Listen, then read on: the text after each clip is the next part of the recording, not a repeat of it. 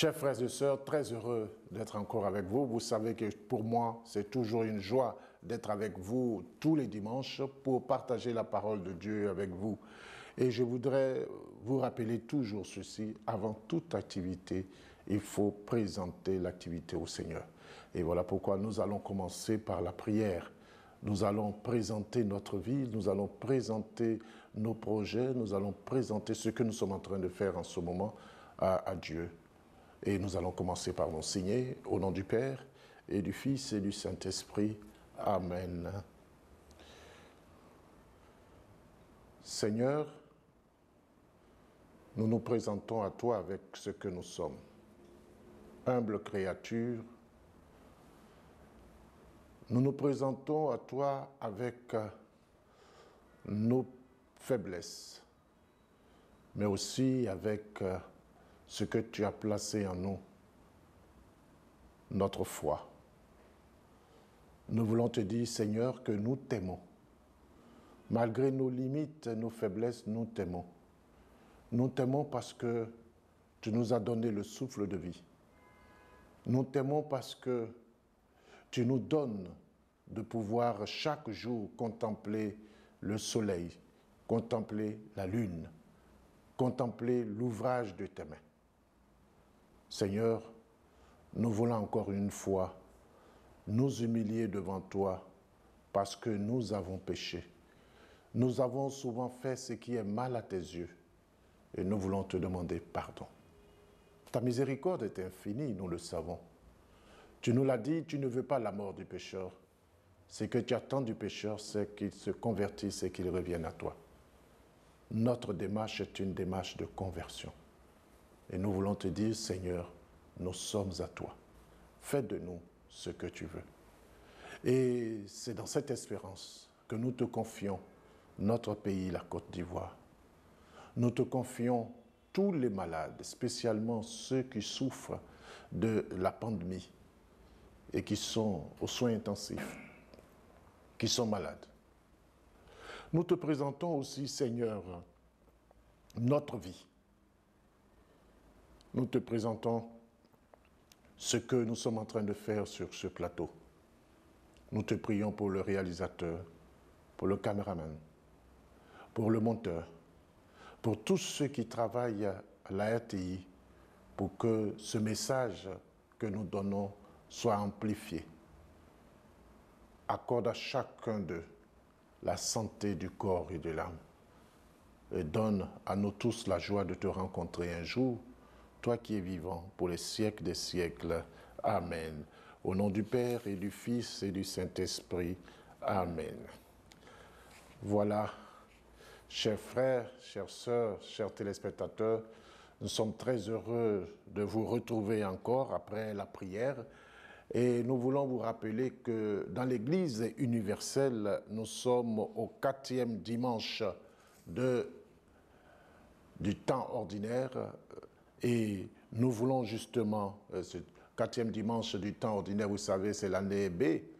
Et nous voulons vous rappeler que pour ceux qui utilisent la liturgie des heures, nous sommes à la 4e semaine.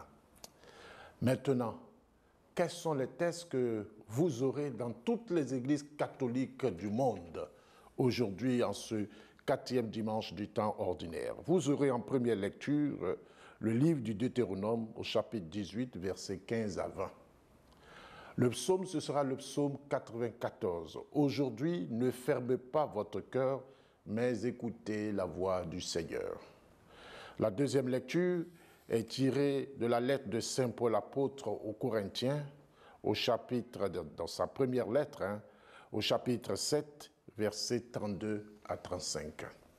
Et puis l'évangile tiré de Marc, bien sûr, au chapitre 1er, versets 21 à 28. Je vais lire le texte de l'évangile et le Père, il interviendra pratiquement sur tous les textes, mais nous lisons le texte de l'évangile pour que vous puissiez savoir le texte que la liturgie nous propose en ce jour. Évangile de Jésus-Christ selon saint Marc. Jésus et ses disciples entrèrent à Capharnaüm. Aussitôt, le jour du sabbat, Jésus se rendit à la synagogue. Et là, il enseignait.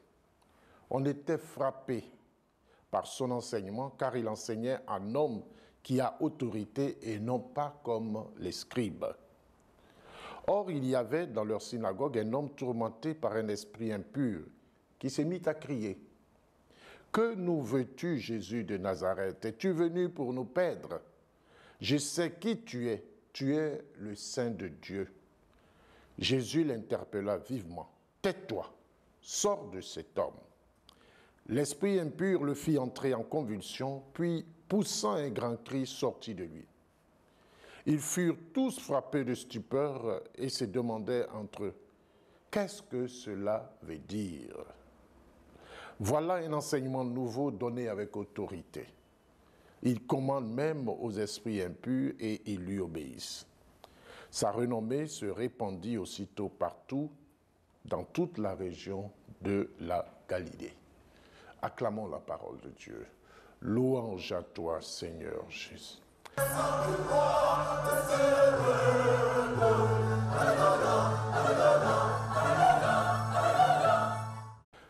Voilà, chers frères, chères sœurs, nous avons écouté cette belle page de l'Évangile. Je vous rappelle que nous avons comme lecture, nous aurons 3 lectures, comme tous les dimanches, et la première lecture est tirée du livre du Deutéronome au chapitre 18, versets 15 à 20.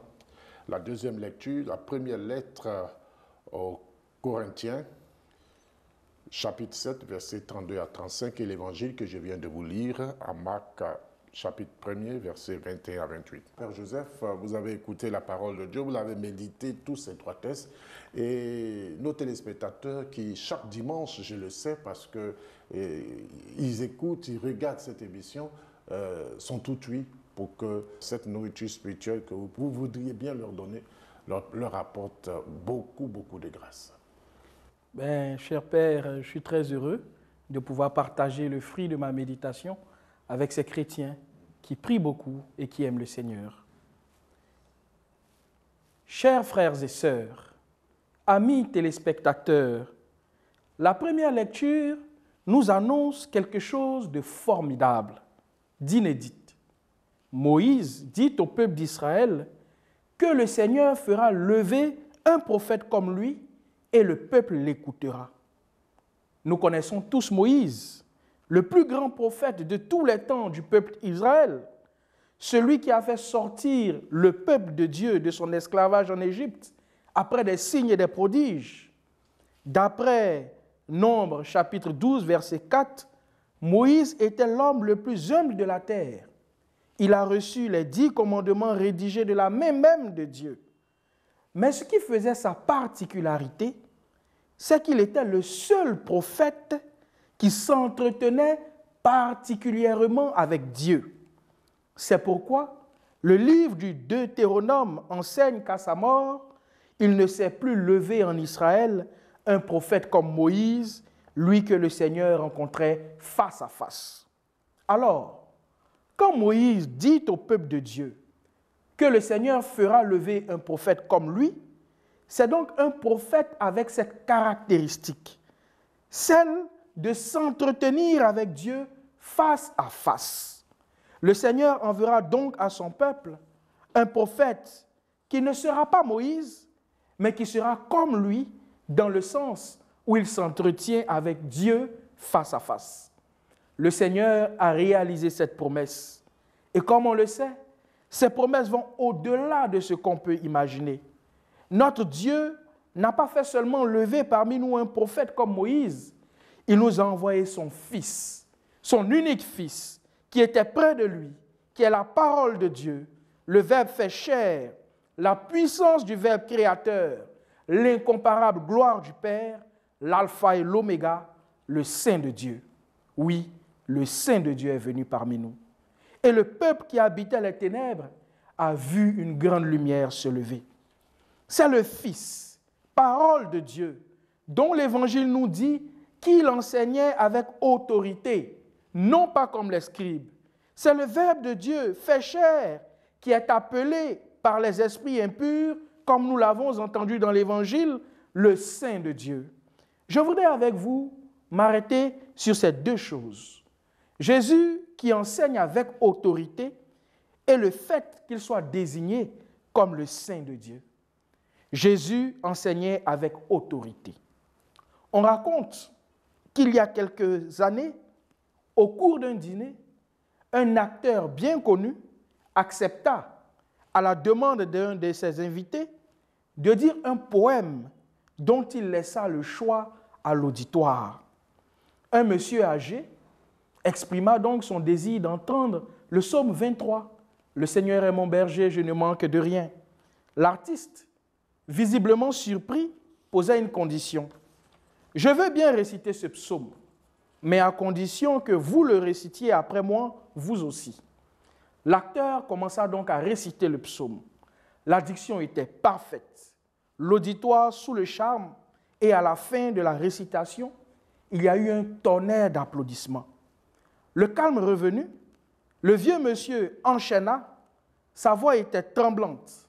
Mais quand il eut terminé, il n'y eut pas d'applaudissements, mais plusieurs invités essuyèrent des larmes. L'artiste s'approcha du vieillard pour lui dire « J'ai charmé les oreilles, vous avez touché les cœurs. Parce que moi, je connais le psaume, mais vous, vous connaissez le berger dont il s'agit. » Voilà, frères et sœurs, la réalité de Jésus qui enseigne. Il enseigne avec autorité, parce qu'il est lui-même la parole. Là où les scribes se contentent d'enseigner ce qui est dans la loi de Moïse, le Seigneur, en sa qualité de Dieu souverain, de maître de Moïse et de sa loi, il apportait à cette loi les éclaircissements qu'il jugeait nécessaires. C'est pourquoi, de son autorité, il peut dire « Vous avez appris, mais moi, je vous dis ».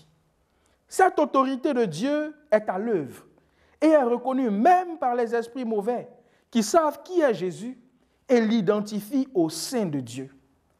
Que pouvons-nous comprendre par l'expression « le Saint de Dieu » ? Le Saint de Dieu. Par cette affirmation, les esprits impurs reconnaissent même qui est Jésus. Non, Jésus n'est pas un prophète comme Moïse. Il est le Saint de Dieu. Par cette expression, Jésus nous est présenté comme celui qui est au-dessus de tous les autres prophètes, au-dessus de tous ceux qui font des miracles, au-dessus de tous ceux qui ont un don quelconque de prophétie. Aucun prophète, aucun homme saint de l'Ancien Testament n'a été appelé du titre de Saint de Dieu. Dire que Jésus est le Saint de Dieu, c'est s'élever contre les voix dans ce monde qui veulent faire de Jésus un simple prophète parmi d'autres. Un homme bon qui a fait du bien, un homme affable. Non, Jésus n'était pas qu'un simple prophète. Il n'était pas non plus un homme bon qui a fait du bien. Jésus est Dieu, le Fils bien-aimé du Père. Jésus a une autorité supérieure aux hommes et aux anges. Mais il a daigné s'abaisser pour que l'homme soit élevé. Frères et sœurs, amis téléspectateurs, aujourd'hui, prenons conscience que Jésus est notre Maître et Seigneur, et ainsi que sa parole prenne racine dans nos cœurs pour que nous puissions vivre d'elle et pour elle. Bien souvent, on accorde beaucoup d'importance à l'enseignement de gourous, de leaders politiques ou coutumiers. Proclamer que Jésus est le Saint de Dieu, c'est mettre sa parole au-dessus de tout autre enseignement et la préférer à toute autre doctrine. Prions, mes frères. Demandons au Seigneur la grâce de reconnaître Jésus comme le Maître et Seigneur de notre vie et de reconnaître son enseignement, de le préférer à tout, de vivre par lui, et à lui soit la gloire pour les siècles des siècles. Amen. Merci beaucoup, Père Joseph.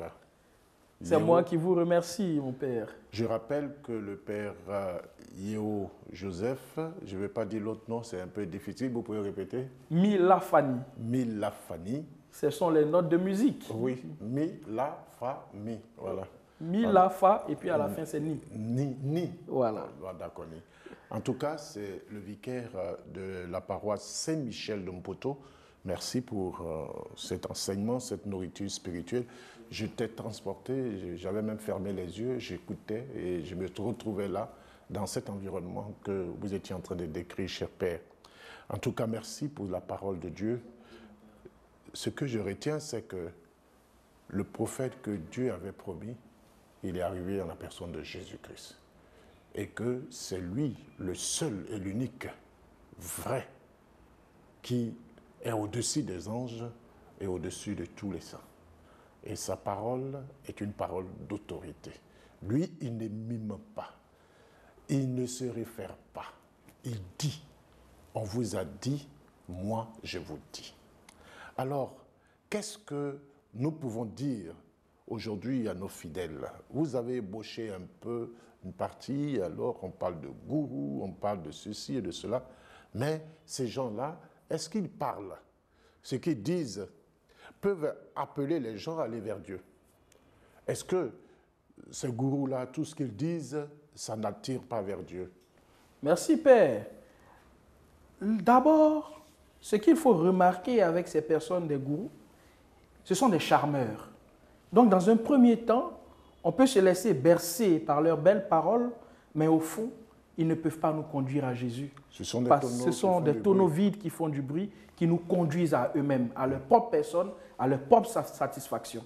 Ils n'ont pas les paroles de vie, parce qu'ils ne sont pas la parole et ne veulent même pas entrer dans l'imitation de celui qui est la parole. Alors il faut les éviter à tout prix et il faut marcher seulement résolument vers la parole du Seigneur. Alors comment retrouver la bonne graine de la mauvaise graine? Pour retrouver la bonne graine de la mauvaise graine, le Seigneur lui-même nous le dit. Il faut, en Corinthiens, il nous le dit plutôt, Éphésiens chapitre 5, éprouver l'esprit. Éprouver l'esprit, c'est écouter la parole qui nous a été donnée et la mettre en confrontation avec la parole de Dieu que nous avons, la Bible. Il faut donc que nos lecteurs, nos téléspectateurs soient des personnes qui côtoient la parole de Dieu. Et lorsqu'ils ont des difficultés de compréhension, au lieu de se tourner vers ces charlatans-là, de se tourner vers les personnes ressources de l'Église, les prêtres, les évêques, les diacres, qui peuvent leur enseigner le sens profond de ce que le Seigneur veut dire pour qu'ils puissent marcher dans cette voie. Alors quand on dit que celui-là, il donne un enseignement nouveau, parlant de Jésus, on nous dit, il parle avec autorité, à l'inverse des scribes, qui, pour eux, leur enseignement était toujours en référence à leurs prédécesseurs. Voilà, il est écrit dans la loi de Moïse, il a dit, moi je vous dis, on vous a dit, moi je vous dis. Est-ce que c'est pour balayer tout ce qui a été dit ou bien c'est pour renforcer? Le Seigneur lui-même a répondu à cette question en Matthieu. Il a dit, je ne suis pas venu abolir la loi, mais je suis venu l'accomplir. L'accomplir dans le sens de donner le véritable sens de la parole qui a été donnée. Un exemple banal, Moïse a dit, vous pouvez produire un certificat de divorce. Mais le Seigneur fera comprendre que Moïse a dit cela, pas parce que c'est ce que Dieu avait dit, mais à cause de la dureté du cœur de l'homme. Ce que Dieu a uni, que l'homme ne le sépare pas. Jésus donc viendra toujours éclairer, donner le sens vrai, le sens authentique de la parole, de la loi que nous avons. C'est en ce sens-là qu'il enseigne avec autorité, parce qu'il est lui-même cette parole et peut donc l'éclairer. La parole s'éclaire par la parole. Quand on dit « jamais un homme n'a parlé de la sorte », jamais un homme n'a parlé de la sorte. Est-ce que ça veut dire que tout ce que les gens ont dit, les prophètes ont parlé, même au nom de Dieu, ça n'équivaut pas à ce que Jésus a fait? Bien sûr, bien sûr. Pourquoi? Tout simplement parce que, comme on a l'habitude de le dire, la photocopie est différente de l'original. La parole de Dieu que nous avons, donc les textes de la loi que nous avons, la loi de Moïse, les prophètes, tous les livres de l'Ancien et du Nouveau Testament qui nous ont été donnés, sont des livres qui nous permettent de connaître le Maître. Alors qu'en ces temps qui sont les derniers, comme dit le livre des Hébreux, la parole même s'est faite chair, la parole est venue à nous. Et donc quand la parole se déploie, les paroles se taisent. Alors, et nous allons peut-être terminer par là, parce que le message que vous avez donné est très clair, très clair. Pourquoi est-ce que Jésus ne veut pas que les esprits mauvais parlent de lui? Ah, ça c'est une très belle question. C'est une question qui qui trame un peu tout l'évangile de Saint Marc. Les théologiens appellent ça le secret messianique. Il y a plusieurs raisons pour lesquelles le Seigneur ne veut pas qu'on puisse le dévoiler. Mais la raison principale, c'est que son temps n'était pas encore arrivé. Le temps qui devait permettre à Dieu de se manifester, c'était bien sûr la passion et la résurrection du Seigneur. Et c'est en ce moment-là que toute sa seigneurie s'éclaterait sur la croix pour laisser voir la gloire de ce Dieu-là qui se fait homme au point de mourir sur la croix pour nous sauver. Et donc, c'est pour ces raisons-là, c'est pour cette raison fondamentale qu'à chaque fois, le Seigneur dit « taisez-vous, taisez-vous ». Mais en même temps, en second lieu, une réflexion. Lorsque le Seigneur dit « taisez-vous, taisez-vous », il s'est humilié. Vous voyez, le Seigneur est venu s'abaisser. Et comme le Seigneur s'abaisse, il s'abaisse jusqu'au bout.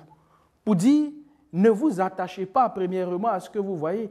Je suis le serviteur de Dieu. Et donc, je veux que vous puissiez en tout temps et en tout moment regarder le Seigneur, regarder Dieu, ne pas me regarder. C'est pour ça, justement, la lettre des Hébreux est claire. Il s'est abaissé. Il n'a pas voulu se faire l'égal de Dieu. Et c'est dans cette manière de ne pas vouloir se faire l'égal de Dieu qu'on peut aussi comprendre ce fameux secret messianique. Chers téléspectateurs, je voudrais dire merci au Père Joseph et lui dire merci pour cette parole partagée, cette nourriture spirituelle qu'il nous donne. Il faut retenir une chose, Dieu est Dieu et Jésus est le Fils de Dieu. Personne n'a parlé comme lui. Et surtout, une chose importante, Jésus-Christ parle avec autorité parce qu'il vient du Père. Ce n'est pas un rapporteur, c'est-à-dire celui qui rapporte la parole de Dieu, mais lui, c'est le rapporteur, celui qui dit, pas le rapporteur même, celui qui dit, parce qu'il a vu et il rend témoignage. Alors, Père, merci. Merci parce qu'aujourd'hui, nous avons compris essentiellement que Jésus est le prophète que Dieu a promis. Il a promis à Moïse et il a réalisé. Dieu réalise ses promesses. Et nos téléspectateurs doivent le comprendre. Il a fallu combien d'années après Moïse pour que le Christ vienne? Des milliers d'années. Or, aujourd'hui, pour nous, c'est tout de suite et maintenant. Il faut croire à la promesse de Dieu. Celui qui met sa confiance dans le Seigneur et qu'il marche selon ses voies, celui-là ne sera jamais déçu. La promesse de Dieu se réalise toujours, mais en son temps, pas en notre temps. Que Dieu vous bénisse.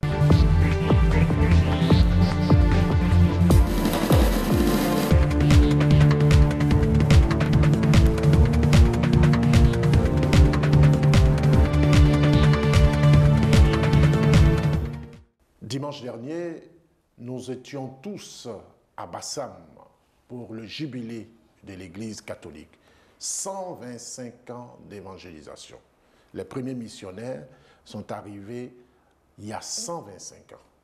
Et ce jour-là, nous étions nombreux là-bas et nous avons écouté le message que les évêques ont voulu bien adresser au peuple de Côte d'Ivoire et surtout aux catholiques. Écoutons ce message-là.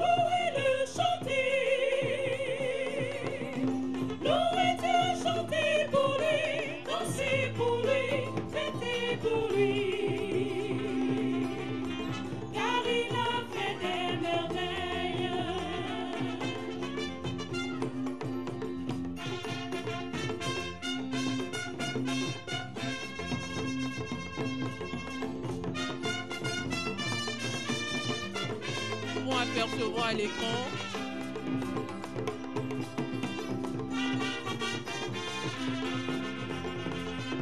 les évêques des différents diocèses et archidiocèses de Côte d'Ivoire. Monseigneur Bruno Issoyeni, évêque du diocèse de Boubou. Monseigneur Jacques Grégoire, évêque auxiliaire de Boaké. Monseigneur Alexis Kouamilino, évêque d'Agoville, administrateur apostolique de Yamoussoukro. Monseigneur Emoawa, évêque du diocèse de Grand Bassin. Monseigneur Kofi Wakofi, évêque de San Pedro. Monseigneur Ignace Messi Dobo, nouvel archevêque de Korogo et président de la conférence des évêques catholiques de Côte d'Ivoire.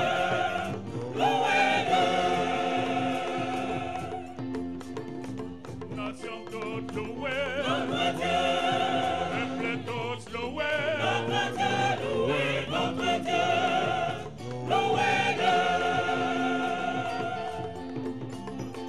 Louez Dieu, chantez son nom, louez-le, chantez, louez-le. Louez Dieu, chantez pour lui, dansez pour lui, fêtez pour lui. Car il a fait des merveilles.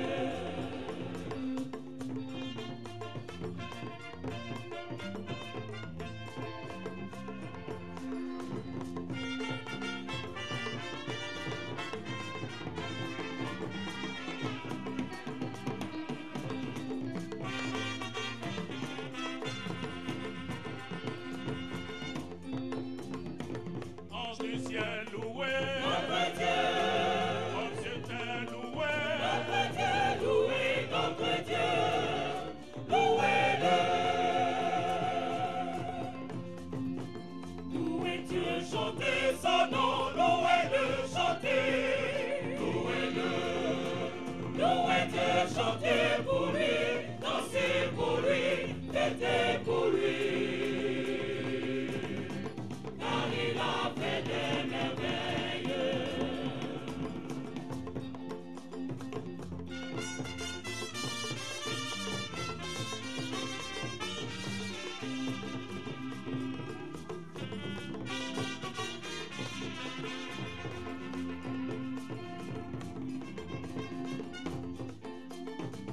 Louez Dieu, chantez son nom, louez-le, chantez, louez-le. Louez Dieu, chantez pour lui, dansez pour lui, fêtez pour lui. Car il a fait des merveilles. Notons également la présence de Monseigneur Boniface Azimi, évêque d'Abangrou.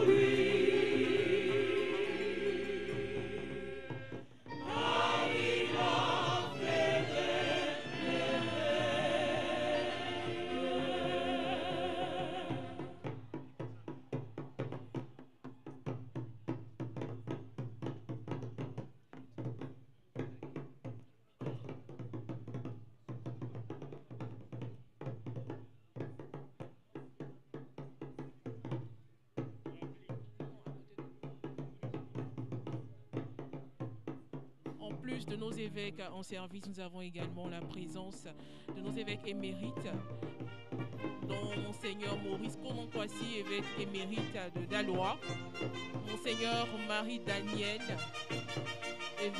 archevêque émérite de Korogo. Rassemblés dans une même foi, appelés à vivre l'unité. Seigneur, nous venons t'implorer. Laisse nos voix s'élever vers toi.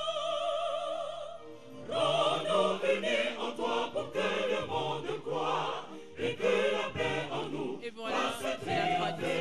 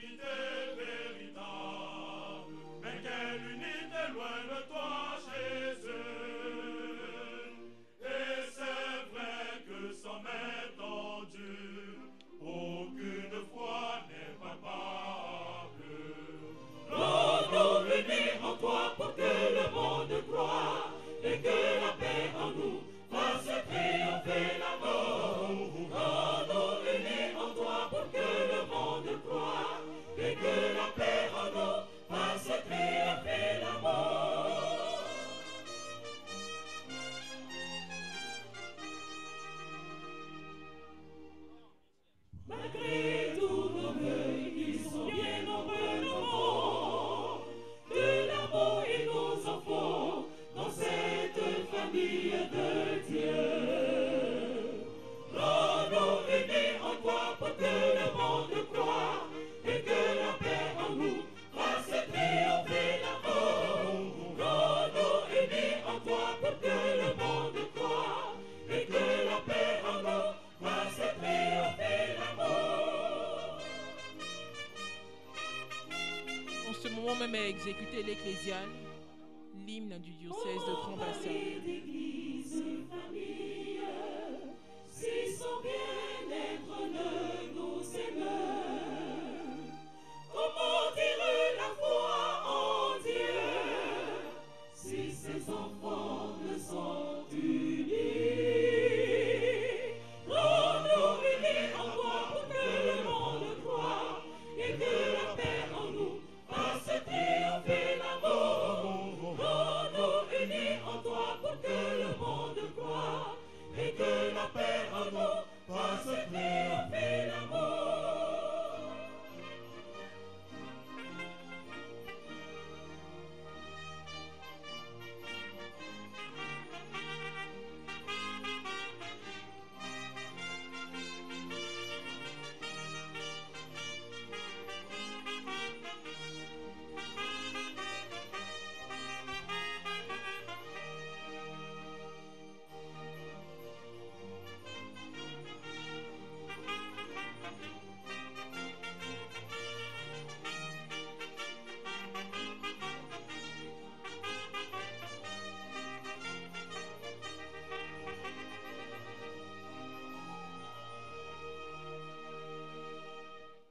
Seigneur, fais-nous vouloir l'unité et vivre de vérité et d'amour, pour que la foi nous mette debout, ensemble sur des chemins d'éternité. Rendons unis en toi pour que le monde croie et que la paix en nous fasse triompher l'amour. Rendons unis en toi pour que le monde croie et que la paix en nous fasse triompher l'amour.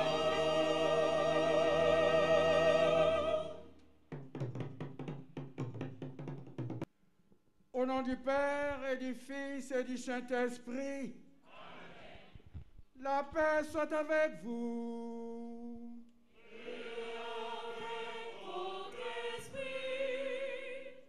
À nos gouvernants, aux leaders des partis politiques, à nos citoyens, au terme des travaux de la 117e Assemblée plénière de notre conférence, nous, archevêques et évêques de Côte d'Ivoire, très préoccupés par la situation sociopolitique qui prévaut dans notre pays, vous adressons ce message, suite logique de nos derniers messages. Le premier, évitons-nous une autre guerre en juin 2019, et le deuxième, pour des élections transparentes, justes et ouvertes en vue de la réconciliation et de la paix en janvier 2020. Certes, l'Église n'est pas du monde, mais elle est dans le monde. À ce titre, rien de ce qui touche à la vie des hommes ne saurait lui être étranger. En effet, les joies et les peines, les espoirs et les angoisses des hommes sont aussi ceux de l'Église. Fort de cela, nous venons une fois encore nous adresser à vous, membres de la classe politique et chers concitoyens. Nous le savons, l'élection présidentielle du 31 octobre dernier a engendré une crise d'une rare violence, faisant beaucoup de pertes en vies humaines, surtout parmi les jeunes, et provoquant d'énormes dégâts matériels. Nous prions pour le repos de tous ceux et celles qui ont perdu la vie dans cette tragédie. Nous condamnons fermement ces atrocités et cette barbarie qui sont d'un autre âge et exprimons notre compassion aux victimes, à leurs familles et à la nation ivoirienne tout entière, car dans cette catastrophe nationale, c'est d'abord la Côte d'Ivoire qui est perdante. Toutefois, il ne faut pas céder au découragement. Le chemin qui mène à la paix est et sera toujours long et difficile. En effet, on finit de bâtir un édifice matériel, mais on n'a jamais fini de bâtir la paix.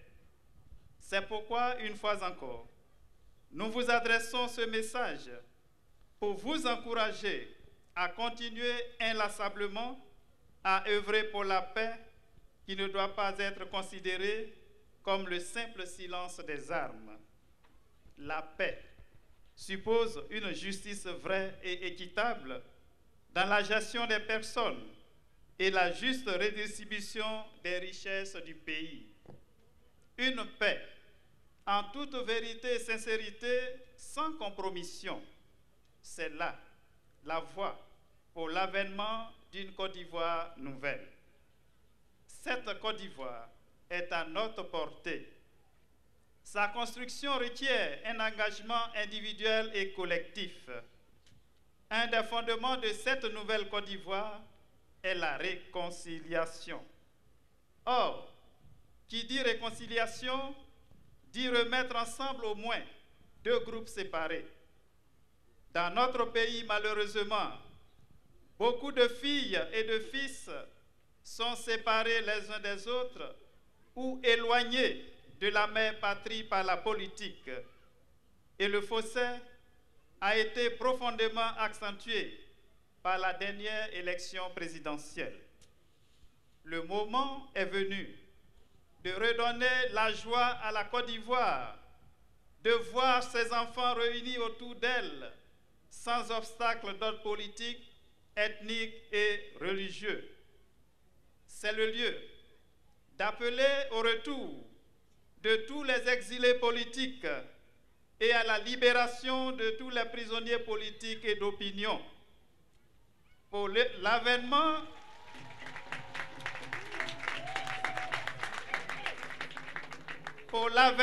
de cette nouvelle Côte d'Ivoire, nous notons la création du ministère en charge de la réconciliation. Nous espérons de tout cœur que cette nouvelle structure ne sera pas une de trop, mais au contraire, capitalisant les acquis de celles qui ont essayé d'œuvrer dans ce sens, notamment la commission dialogue, vérité et réconciliation, CDVR, et la commission nationale pour la réconciliation et l'indemnisation des victimes, qu'on arrive, ce ministère ira sans entrave jusqu'au bout de sa mission en réconciliant effectivement les Ivoiriens de tous bords. En pensant aux élections à venir, nous invitons instamment une fois encore au respect scrupuleux des lois que nous nous sommes données et qui régissent notre nation. Nous invitons à la recherche inlassable de la vérité dans les tractations politiques et au respect de la dignité de la personne et de la vie humaine.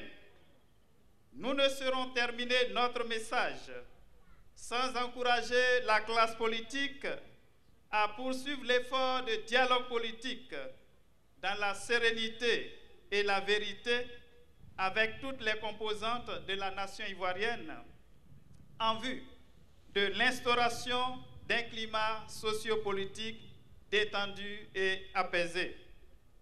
Depuis cette place symbolique dédiée au Saint-Esprit, en ce jour de la célébration des 125 ans d'évangélisation de notre pays, nous implorons une nouvelle effusion de l'Esprit Saint sur la terre ivoirienne pour la conversion des cœurs. Que se lève sur la Côte d'Ivoire, notre mère patrie, une nouvelle ère de réconciliation, de justice et de paix.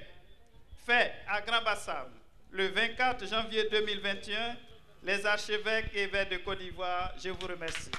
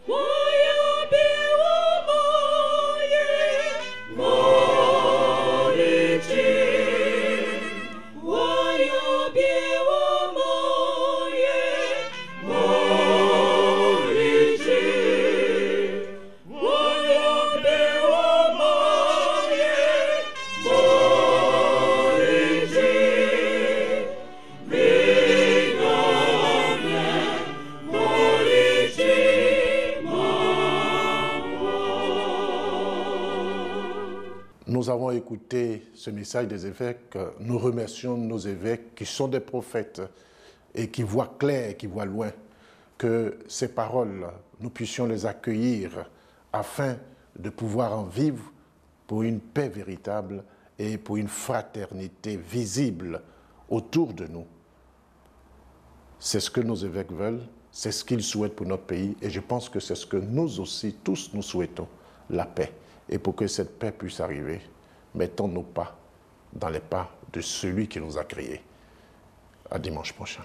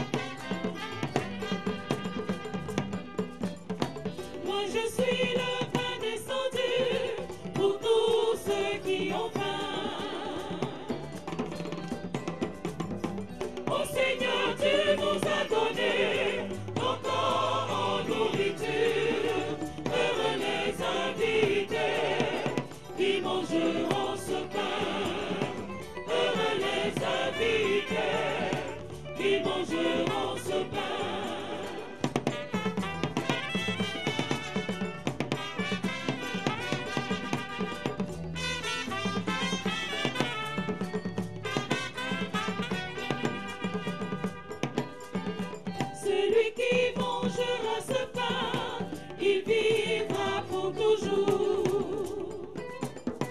Ô Seigneur, tu nous as donné ton corps en nourriture. Heureux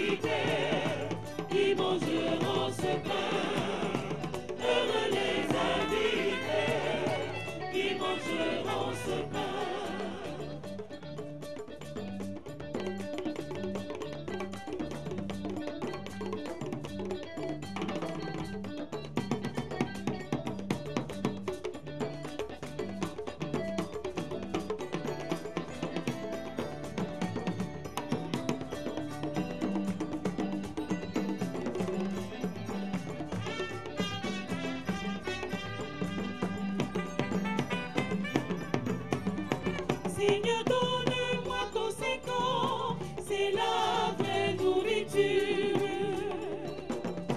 Oh Seigneur, tu nous as donné ton corps en nourriture. Heureux les invités qui mangeront ce pain. Heureux les invités qui mangeront ce pain. Oh, mignon bien, oh, mignon bien, mes familles ou mes mawas. Oh, mignon bien, oh, mignon bien, mes familles ou mes mawas. Appelez mignon bien, appelez mignon bien. Yo, Masuro, mes familles ou mes mawas. Appelez mignon bien, appelez mignon bien. Yo, Masuro, mes familles ou mes mawas.